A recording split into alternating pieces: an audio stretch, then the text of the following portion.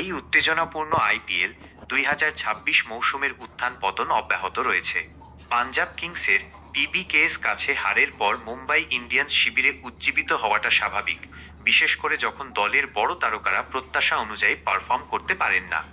স্পষ্টভাষী মতামত এবং দলীয় বন্ধনের জন্য পরিচিত রোহিত শর্মা প্রায়শই ম্যাচের পর ড্রেসিং রুমের পরিবেশ নিয়ে আলোচনা করেন। যদিও সোশ্যাল মিডিয়ায় আচমকা ক্ষোভ প্রকাশের খবর প্রায়শই অতিরঞ্জিত করা হয়, তবে হারের পর সিনিয়র খেলোয়াড়দের মধ্যে কৌশল এবং পারফরম্যান্স নিয়ে উত্তপ্ত আলোচনা খেলারই একটি অংশ।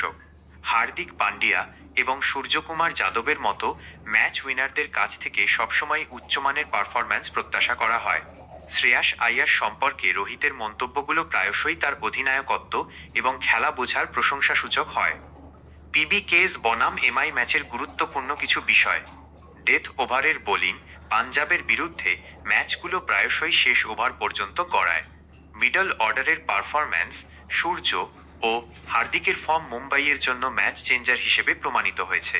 কৌশল, টস এবং পিচ রিপোর্টের ওপর ভিত্তি করে নেওয়া সিদ্ধান্তগুলো কি সঠিক ছিল?